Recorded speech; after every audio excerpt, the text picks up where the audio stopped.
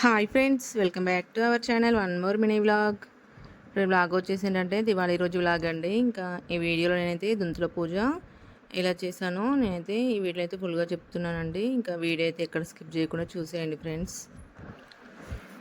ముఖ్యంగా తెలంగాణ ప్రాంతంలోనైతే ఇంకా ఈ దొంతులు అయితే లక్ష్మీదేవిని అయితే పూజించడం అయితే జరుగుతుంది. అది ఏ రోజు అంటే దీపావళి ముందు రోజు అండి, నరక చతుర్దశి రోజు ఈ దొంతులను పెట్టడం అయితే జరుగుతుంది.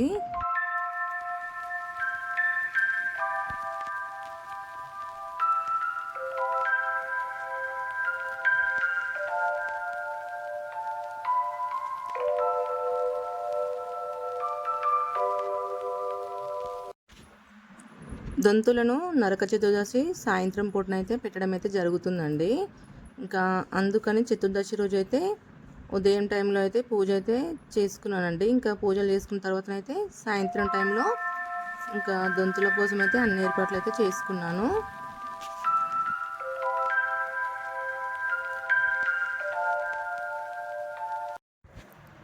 దీపావళి సమయంలో దొంతులు ఏంటి అనుకుంటున్నారా? ఇంకా చాలా ప్రాంతాల్లో అయితే సంక్రాంతి దసరా పండుగలకైతే కూడా దొంతులు అయితే బొమ్మల కొలువులు పెట్టడం అయితే జరుగుతుంది.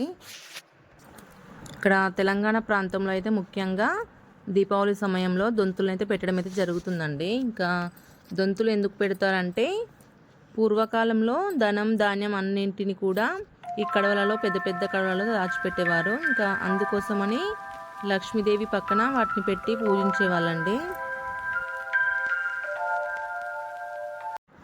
ఆ గుమ్మాలకి కడవలకి ప్రతీకగా ఈ దొంతులను అయితే ఒకదానిపై ఒకటి పెట్టయితే ఇంకా పూజించడం అయితే జరుగుతుంది.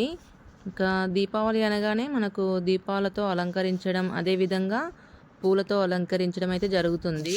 ఇంకా మీరు ఈ దీపావళి పండుగనైతే ఏ విధంగా జరుపుకున్నారో కామెంట్ అయితే తెలియజేయండి ఫ్రెండ్స్. అలాగే మీరు దొంతులను ఎలా పెట్టుకున్నారో కామెంట్ అయితే చేయండి. ఇంకా అదేవిధంగా మా దొంతులు ఎలా ఉన్నాయో కామెంట్ బాక్స్లో అయితే కామెంట్ చేయండి ఫ్రెండ్స్.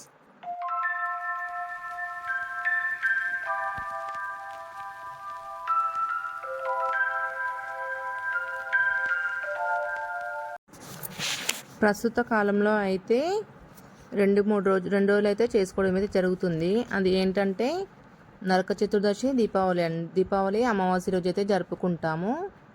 మామూలుగా అయితే ఇంకా దీపావళి అయితే 5 రోజుల పండుగ అయితే ఉంటుందండి.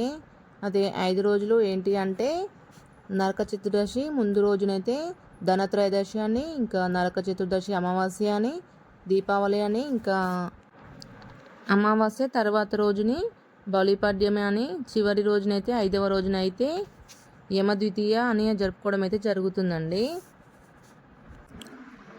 మనం దొంతులు అనేది మొదటిసారి పెడితే అయితే జతగా కొంటారండి. ఇంకా 2 దొంతులనైతే ఇంకా తర్వాత ఏంటంటే సంవత్సరానికి ఒక దొంతి ఒక బొమ్మనైతే అదేవిధంగా కొనడం అయితే జరుగుతుంది.